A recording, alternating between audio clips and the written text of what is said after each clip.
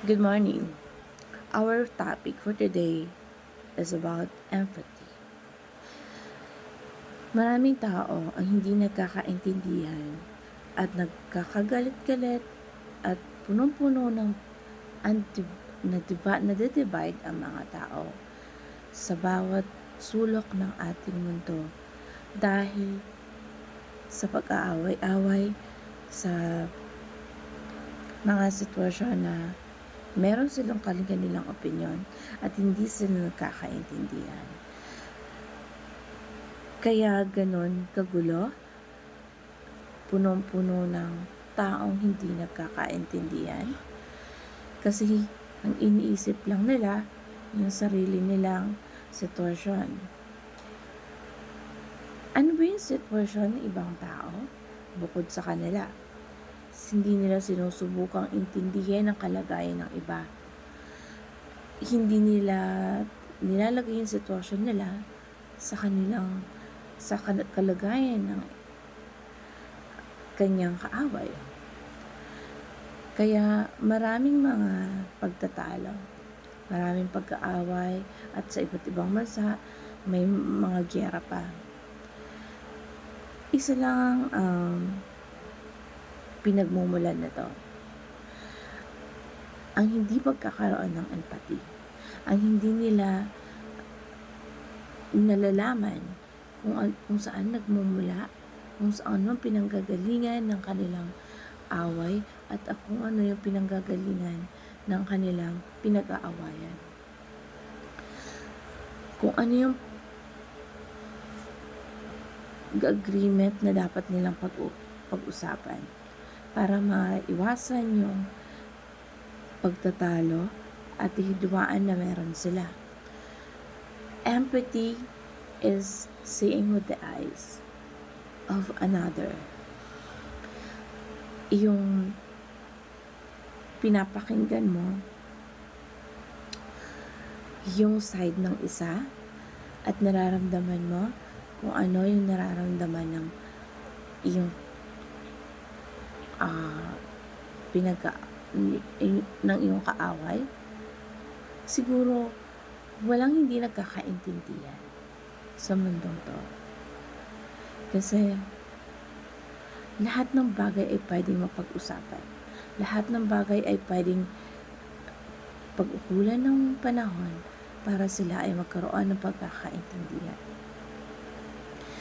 We practice empathy. Kailangan maintindihan natin na kung ano man yung perspective na meron sila at tingin mo sa isang bagay ay focus lang sa tinitingnan mo at yung iba hindi naman tinitingnan yung ganon. Dapat maintindihan at malaman nila, makita nila kung ano yung sitwasyon mo at kung ano yung kailangang intindihan sa'yo para makita nila kung saan ka naggagaling. At maintindihan nila kung ano yung diferensya ng bawat isa. Not maniwala. Yung ilalagay mo yung sarili mo sa sitwasyon ng kung ano man yung ginagawa or ano man yung nararamdaman ng kaaway mo. Kasi minsan merong pagkakatugma na yung kwento mo at kwento niya sabi nga pinaghuhugutan. So once na nalaman ng bawat isa kung ano yung sitwasyon na meron siya at maintindihan mo at the same kayo ng pinaglalaban, walang away sa mundo, walang hindi pagkakaintindihan.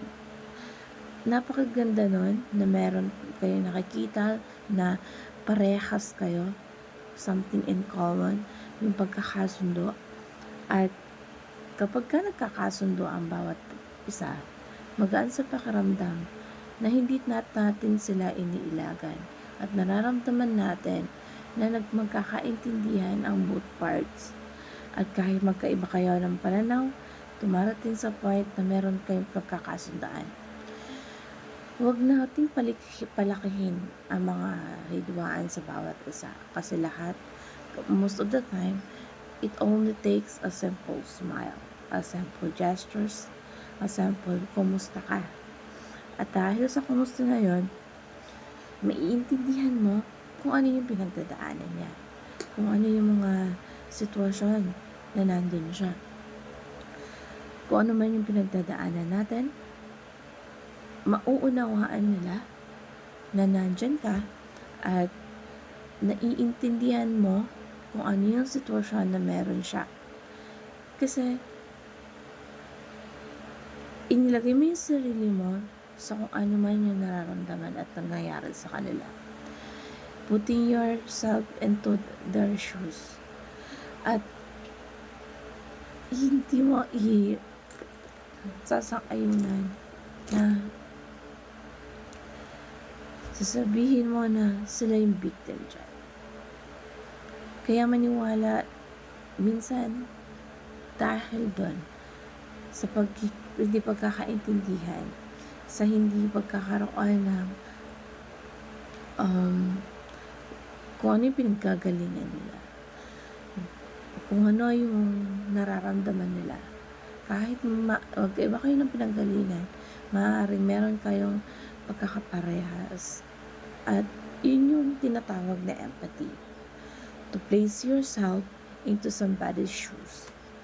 As if ikaw talaga yung nakaranas kung anong dinadanas nila.